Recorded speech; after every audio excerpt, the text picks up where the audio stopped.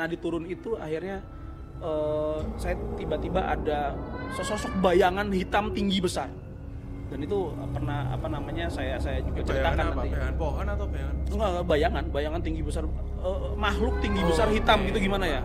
Oke, makhluk tinggi besar hitam, dia ngalangin jalan saya ke atas gitu. Dan saya di depan, jadi saya cuma mengucap astagfirullahaladzim, astagfirullahaladzim. Setelah posisi saya ketemu sama makhluk itu dan yang nggak lihat sama sekali, kemudian, nah ini dia, saya yang seharusnya turun, karena saya ingat sekali jalur Salak gitu, yang seharusnya turun saya naik.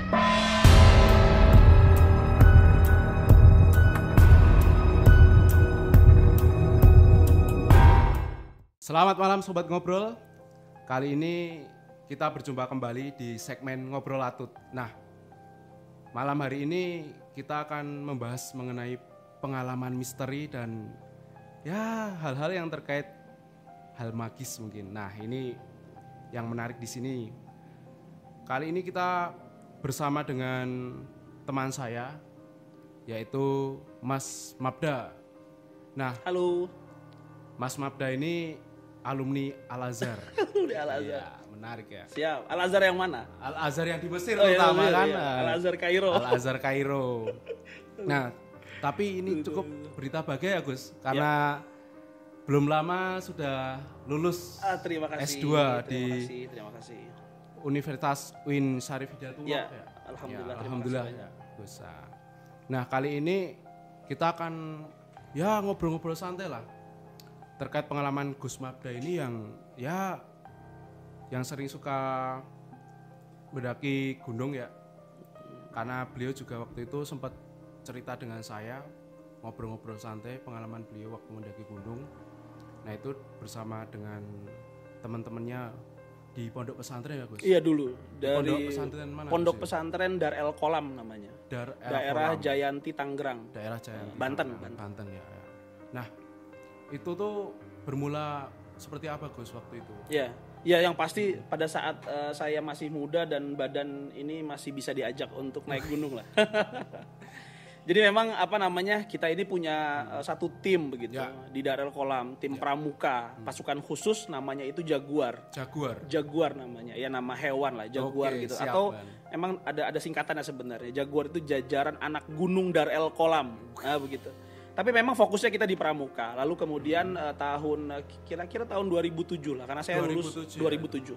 Saya lulus 2005, lalu kemudian tahun 2007 itu kemudian kita ingin mendaki gunung gitu, karena memang sebagai sebuah tradisi lah. Iya. Gitu. Dan saya ini punya adik-adik kelas gitu, karena pasukan senior, lalu pasukan junior dan lain sebagainya gitu.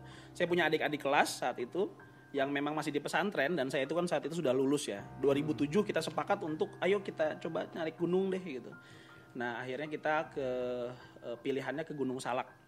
Gunung Salak di Bogor Sukabumi lah ya. Bogor Sukabumi. Ya dimulai dari situ perjalanannya, walaupun sebenarnya banyak gunung-gunung yang lain gitu, tapi memang kalau bicara soal hal yang atut, ala hatut gitu, atau hal yang memang sifatnya kisah-kisah misteri dan lain sebagainya, pengalaman saya selama naik gunung, entah ke Merbabu, ke Cerme, ke Semeru gitu, Merapi, itu salah satu yang paling tidak bisa dilupakan itu kejadian saat di Salak tahun 2007 itu. Tahun 2007 itu.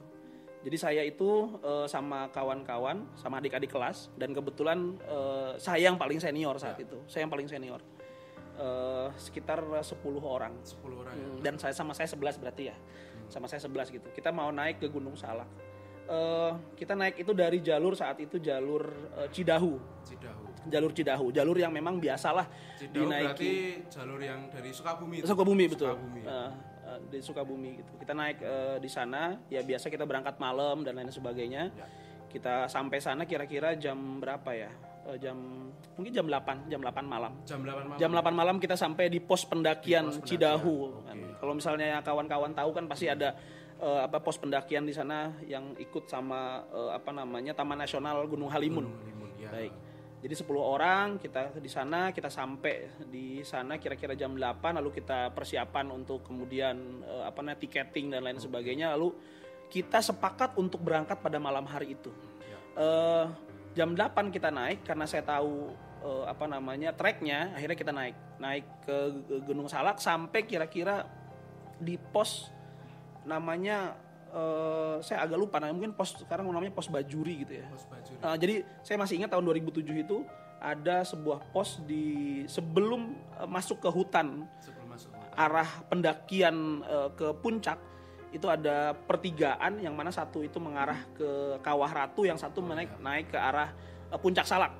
Nah, itu yang disebut pos Bajuri misalnya begitu. Nah, di situ dulu ada ada warung. Ada yang mendirikan warung, mungkin warga sekitar gitu mendirikan warung, terus di situ juga ada jalur air. Ya enak lah tempatnya untuk camping dan lain sebagainya begitu. Setelah pagi itu istirahat kan ya, kita makan dan lain sebagainya. Pagi memang kita dibangunkan sama anak-anak itu. Saya dibangunkan kira-kira subuh lah ya. Dan mereka mau berangkat itu kira-kira jam 7. Ayo Kak, kita siap-siap berangkat ini, kita berangkat ke Puncak Salak kira-kira jam 7 pagi lah gitu. Nah, dalam keadaan ngantuk, lelah dan lain sebagainya, saya pikir wah jangan sekarang deh berangkatnya deh, karena saya sudah pengalaman itu istilahnya begitu. Barialah santai lah. Karena saya rasa perjalanan ke atas itu dari sini itu nggak makan waktu lama kok. Saya pernah berangkat misalkan sebelum zuhur, lalu sebelum maghrib sudah sampai sini kok. Ini yang kemudian saya sempat bilang ke mereka begitu. Ya udah kalau misalnya memang naik sekarang nggak usah bawa tenda, minum secukupnya aja, senter nggak usah gitu. Karena kalau misalnya berangkatnya jam 7 atau jam 8 saat itu pasti sebelum asar itu sudah sampai lagi gitu. Saya pikir seperti itu.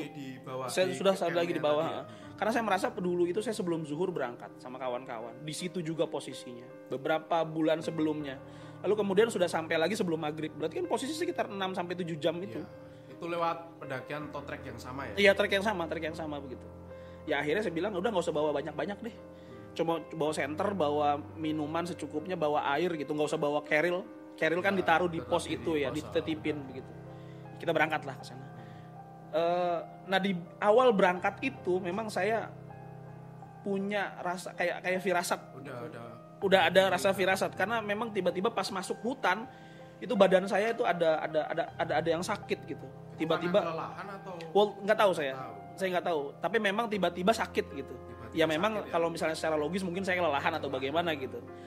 Tapi sepertinya saya fit-fit saja.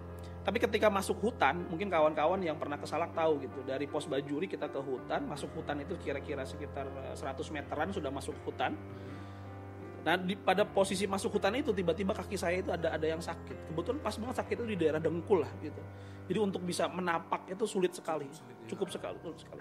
Tapi ya kita paksakan naik terus dan lain sebagainya gitu sampai terus berjalan. Kita posisi berarti jam 8 ya.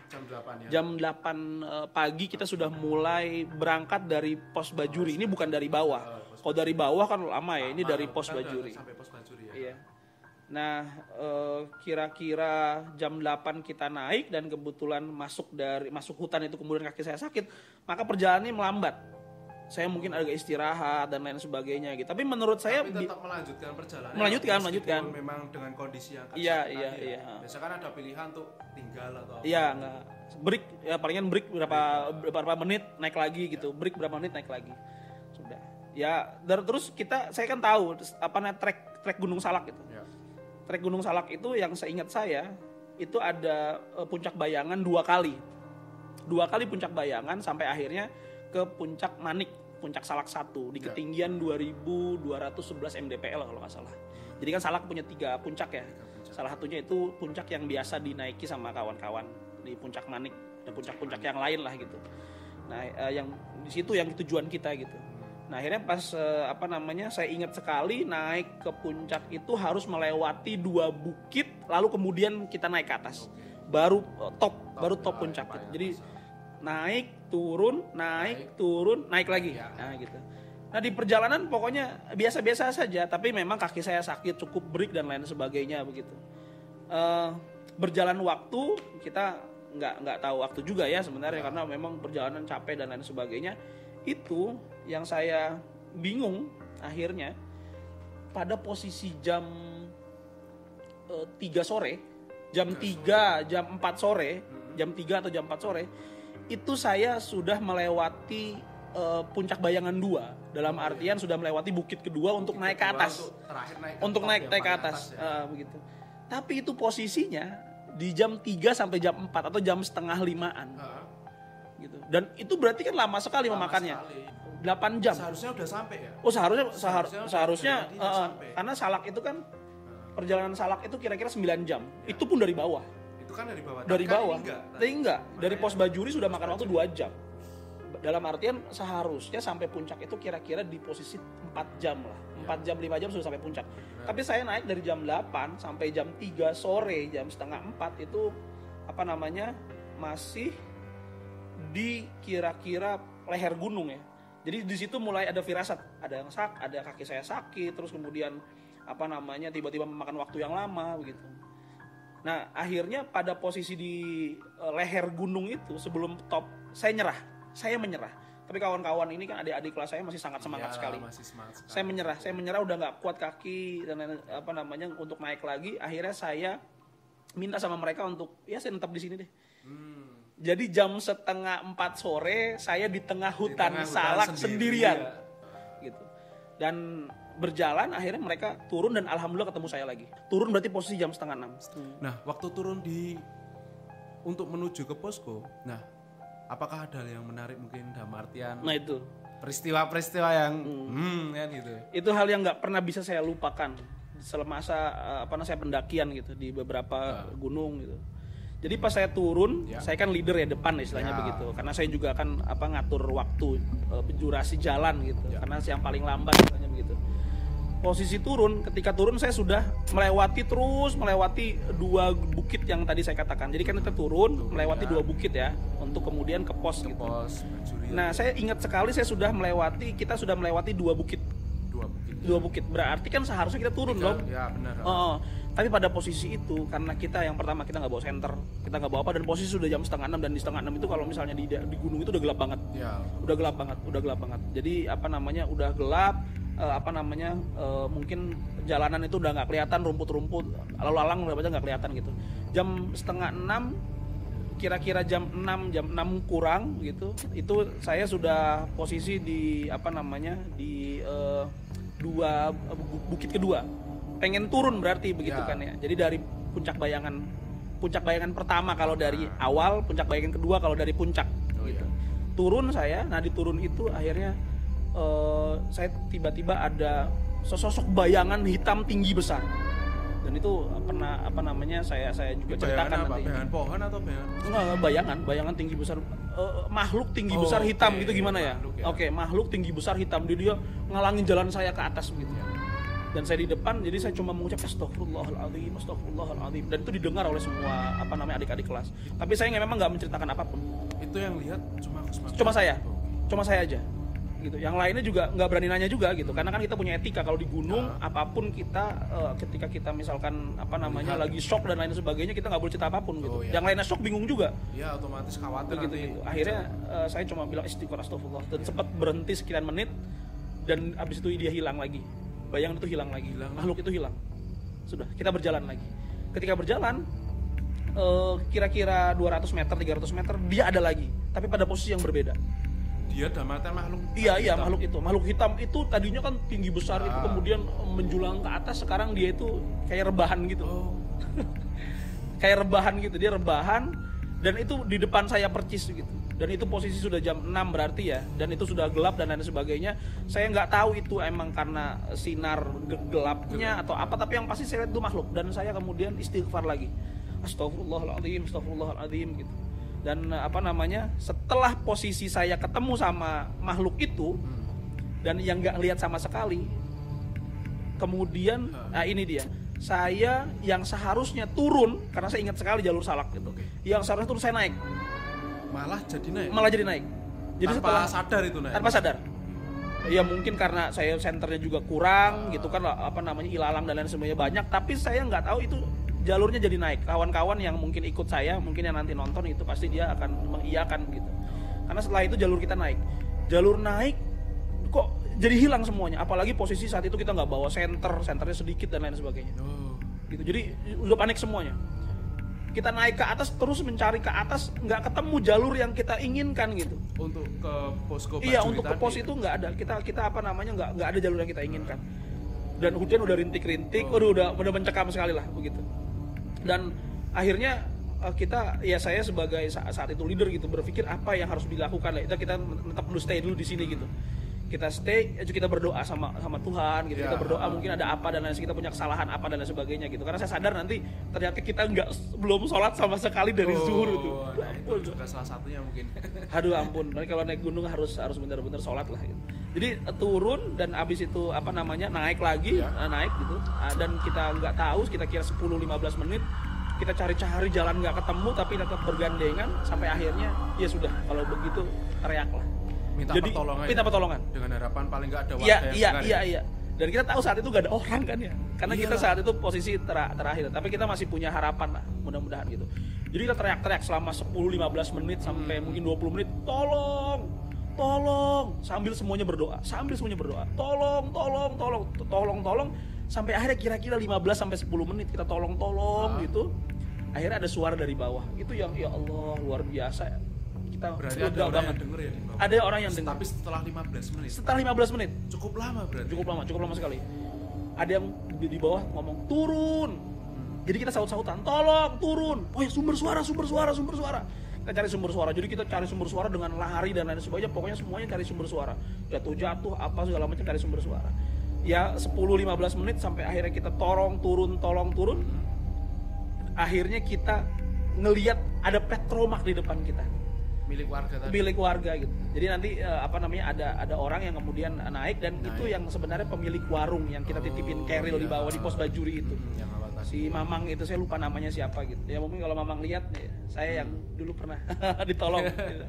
Jadi kemudian ada itu di bawah dan ada ada petromak dan kita ketemu, alhamdulillah kita bersyukur sekali. Dan ya sudah, akhirnya kita bertemu, turun ke bawah ke pos Bajuri dan lain sebagainya. Kita bersih, kita merasa bersyukur banget lah sama bapak itu gitu. Lalu setelah kita sarapan makan, kita pada posisi kan jam 7 ya saat itu ya, sudah sarapan makan malam gitu dan lain sebagainya, kita bersih dan lain sebagainya, barulah kita ceritakan sama si bapak, Pak tadi kita begini dan lain sebagainya gitu. Kita hilang pada posisi di gini. Ternyata jalur kita hilang, yang istilahnya saya itu kemudian jalur hilang yang kemudian ke atas lagi, itu jaraknya 200 meter dari pos Bajuri. Iya, saya nggak tahu ya kalau di hutan 200 meter tuh kira-kira kalau teriak itu gimana kira-kira ya? Kedengeran nggak sih sebenarnya? 200 meter tuh jarak yang lumayan dekat sebenarnya, apalagi dari bawah ke atas kan, gitu ya. Dari bawah ke atas kan beda kalau tempatnya datar. Iya begitu. Seharusnya kan lebih nyaring. Seharusnya lebih nyaring dan itu kan nggak ada suara apapun gitu selain keheningan gitu kan. Tapi saat itu ada jeda sekitar 10-15 menit di mana si bapak ngedenger suara kami. Gitu, dan akhirnya kita sih bersyukurnya kalau kita ketemu gitu. Nah akhirnya si bapak cerita, ini yang saya masih ingat sekali. Kata bapak begini, memang di jalur itu gitu, itu ada semacam sering orang hilang. Sering orang hilang. Dan bahkan ada orang yang hilang tahun kemarin, dari tahun 2006 ya. 2006 ya. Di situ dan akan kembali pada 2007 katanya. Jadi pada posisi tahun inilah dia akan kembali gitu. Saya nggak tahu bagaimana kemudian dia kembali gitu. Mungkin dengan cara gaib, cara apa. Tapi yang pasti diprediksi katanya dia kembali pada tahun 2007 katanya. Begitu. Jadi posisi kita hilang. Jadi kalau misalnya pernah Mas Fatah mungkin ngelihat film Pencarian Terakhir ya. Pencarian Terakhir itu ada film itu gitu di gunung apa di Bandung gitu. Dia masuk ke sebuah dimensi tertentu di mana ketika pendaki masuk ke sana itu nggak bisa melihat alam sekitar, suara apapun nggak terdengar ketika teriak dan lain sebagainya. Nah mungkin kita merasa seperti itu. Saya seminggu setelah saya turun itu pada bulan Juli ada yang meninggal di Kawah Ratu, anak SMP mana begitu. SMP 67 Jakarta lah. 6 orang korbannya. 6 orang korbannya. Nah itu berarti seminggu setelah kita turun dari Kawah Ratu, turun dari Gunung Salak. Nanti mungkin pasti ada beritanya, kalau dicari itu pasti ada beritanya. Jadi kita turun Salak itu seminggu sebelum kejadian peristiwa meninggalnya di Kawah Ratu. Karena Kawah Ratu kan pasti belerang dan lain sebagainya lah gitu. Nah itu sebuah kisah yang nggak bisa dilupakan lah. Dan sampai sekarang juga saya masih naik gunung juga gitu. Tapi karena kondisi badan dan lain sebagainya mungkin gunungnya nggak tinggi-tinggi lah. Bisa lah diagendakan mengajak saya mungkin. Siap gitu. Kita naik gunung nanti. Naik gunung lagi. Iya, Insya Allah siap. Oke. Nah, mungkin inilah cerita dari pengalaman Gus Mabda yang naik gunung. Bagaimana ya yang kita ketahui lah, Gunung Salak memang sampai saat ini terkenal dengan mistis dan cerita-cerita yang lain. Saya juga ingat tahun 2012 waktu saya masih maba itu terjadi kecelakaan pesawat jet kalau nggak salah. Nah itu di Gunung Salak. Iya betul. Yang Sukhoi itu ya. Sukhoi ya. Itu kan juga ada cerita tersendiri di sana. Iya betul. Itu juga serem. Nah mungkin seperti itu. Terima kasih Gus Mabda ini sudah Sama-sama, berbagi pengalaman sama-sama. kepada teman-teman. Tapi jangan lupa kita naik gunung ya. Oh boleh siap. Nanti mudah-mudahan ketemu pocong, kuntilanak dan sebagainya. Ya janganlah itu. Ya Biar menakutkan. biar bisa cerita. Paling enggak yang lancar-lancar aja lah. Iya, siap. Seperti itu. Ya terima kasih. Terima kasih sama-sama. Sukses terus buat Amin, Gus Mabda. amin. Terima kasih. Terima kasih buat teman-teman Sobat Ngobrol. Tetap pantengin channel kita. Jangan lupa like, subscribe, komen. Biar kita juga tetap produktif konten-konten yang menarik. Terima kasih seperti itu ya. Selamat jalan kawan-kawan Sobat Ngobrol. Dadah.